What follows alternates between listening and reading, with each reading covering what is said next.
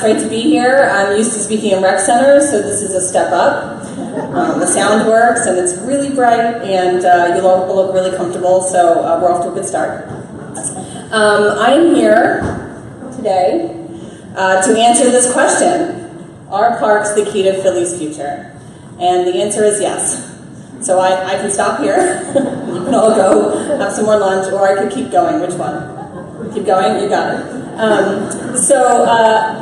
I do believe that parks are key to Philly's future, and I have to say that because I'm the commissioner of Parks and Recreation, so if I didn't say that, then I wouldn't have much of a job. But I really do believe it, and I believe, like all good questions, to really consider the answer, we have to look into the past.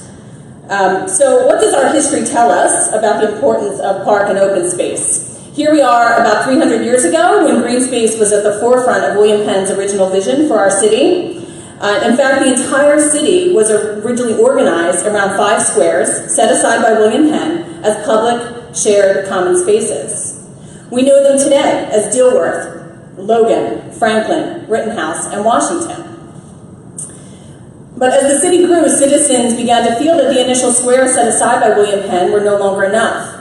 And this coincided with the urban park design movement of the late 1800s, when landscape architects such as Frederick Law Olmsted began designing municipal parks throughout the country. Meanwhile, growing industry in Philadelphia along the river threatened the city's water supply. The Schuylkill River, in particular, was very polluted and in need of protection. Reckless dumping in the river led to widespread illness, including outbreaks of typhoid fever, and increased public pressure fueled debates in city government to clean up the river and provide safer drinking water. And so, all the way back in 1815, Philly did something truly innovative when it designed and built the Fairmont Waterworks. Built in the years that preceded the Industrial Revolution, this magnificent structure drew visitors from all parts of the world. People simply had never seen anything like it. A trip to Philly in the 19th century almost always included a visit to what was considered then a spectacular engineering marvel. But the innovation didn't stop at the waterworks. Fairmont Park itself was created with the primary intent to protect the quality of river water being drawn to the waterworks. Throughout the 1800s, the city of Philadelphia purchased all this land along the Schuylkill River, creating what is known today as East and West Fairmont Park. The innovation in Fairmont Park continued when the Centennial Exhibition of 1876 was hosted in West Fairmont Park. The Centennial Exhibition was a World's Fair held in Philadelphia in honor of our nation's 100th birthday. An entire village and rail system was built in West Fairmont Park as 10 million people, at that time over a quarter of our country's population, visited the exhibition during its 6-month run. 200 temporary buildings were built to showcase never-seen-before inventions, including the cordless steam engine, Alexander Graham Bell's telephone, the typewriter, and foods new to America, such as bananas, popcorn, and Heinz ketchup. Philly was also an innovator in play. The recreation movement, spearheaded by Philadelphia's own City Parks Association during the late 19th century, led to the first forms of municipal recreation in Philadelphia. Star Garden Park, pictured here, was Philadelphia's first municipal playground and recreation center, and one of the very first in the country.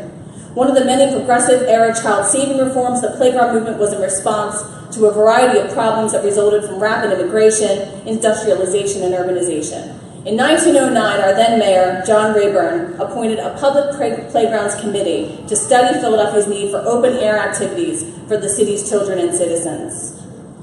Throughout the 1900s, Philadelphia was an industrial hub and became known as the workshop of the world.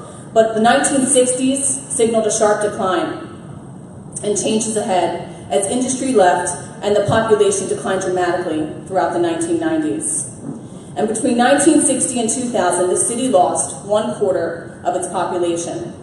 We were left with an inventory of public facilities that were designed for at least 2 million people, but with only 1.5 million residents left. By 1970, while Philly was ramping up construction on more and more recreation centers, people were leaving the city in droves, thanks in large part to blockbusting and white flight. Resulting declines in tax revenue meant drastic cuts to the former Fairmont Park Commission and the Department of Recreation. At that point, our city went through some tough times. Open space didn't fare well either. This is Conrad Square in Fishtown in the 1980s. This is Vernon Park in Germantown in the 1980s. This is Malcolm X Park in West Philadelphia in the 1980s. But as we entered the new millennium, we began to accept and embrace our shortcomings, and the tide slowly turned towards a brighter future. Population increased. We even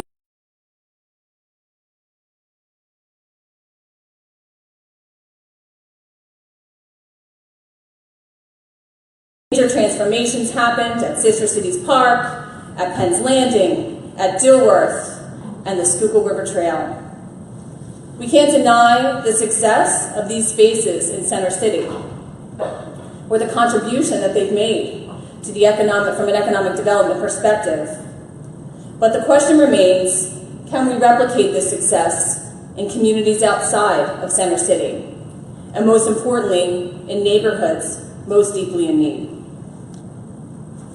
5 years ago, we attempted to do just that with a park revitalization project in an 87-acre park in the heart of North Philadelphia. Through a public-private partnership between Philadelphia Parks and Recreation and the Fairmont Park Conservancy, we did a master plan for Hunting Park, which at that time was a haven for drugs, prostitution, and other illicit activities. Believe it or not, the park had no playground in its 87 acres, just these swings. And so we built one, and then another. We redid the lighting throughout the park. We built a new baseball field with the help of some good friends. We built new tennis courts with the help of a few more friends. We built a new football field for the Hunting Park Aztecs, the first inner-city team to win the Pop Warner Championship. We named it after Michael Vick, who launched his foundation there. We started a weekly farmers market there and built an 11,000 square foot community garden. The results were astonishing, but they shouldn't have been. We saw anecdotally that the negative activity was replaced with positive activity. Kids flocked to the playgrounds. Participation in the youth sports program soared. A new community stewardship group was formed and protects the park to this day. But most amazing of all was that when a study was done to compare crime statistics from the beginning of the improvements to the end of Phase 1, it showed an 89% drop in violent crimes over 5 years in a half-mile radius around that park. A $5 million investment equaled an 89% drop in crimes. Hunting Park is now the model for Mayor Kenny's Rebuild initiative. It is not a new idea, but a renewed commitment to what we already know. Parks can be catalysts for positive change in communities. We have known that for a long time, but the Rebuild initiative is the first time that we are seeing it as a focal point for policy in a mayoral administration, and with the resources behind it. Rebuild includes a $500 million investment in parks, recreation centers, and libraries over the next 6 years. It is a crazy, bold thing for a mayor to propose this in his first term, in his very first budget. And it wouldn't be possible without the introduction of a soda tax, which will finance the bonds issued for the funding.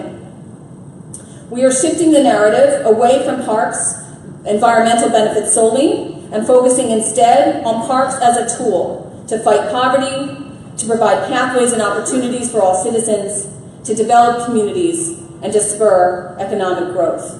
Through Rebuild, we will focus on major capital improvements to parks, rec centers, and libraries, and communities most in need, and communities on the cusp of change. Rebuild is built around two goals: a focus on equity and to drive economic growth through leveraged investment. Over the past year, a team of consultants has conducted an assessment for our entire system, over 420 sites. They looked at data sets around equity and economic growth. And of course, they looked at the conditions of our sites, where improvements have been made and where they haven't, what sites can benefit from quick wins, and the sites that need complete overhauls. The basic premise and promise of Rebuild is that all of our parks should look like this, or this, or this, or this, or even this, which is a dog park. And believe it or not, it's 90% nicer than most of our parks for kids. They shouldn't look like this. 23 of the first 25 rec centers I visited when I started in this position 8 months ago didn't have swings.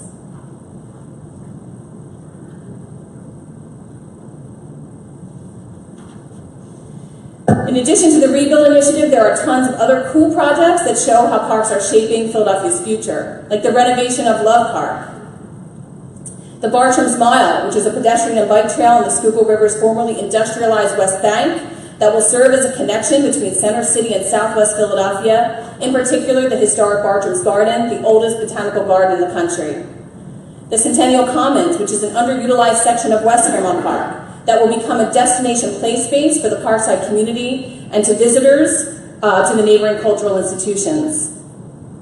The Discovery Center, which is a partnership between Outward Bound and the Audubon Society to build an outdoor youth development and nature center on the banks of an abandoned reservoir adjacent to the Strawberry Mansion neighborhood. This reservoir over the last 5 decades has become an important bird area or a 5-star hotel along the Mid-Atlantic Bird Flyway.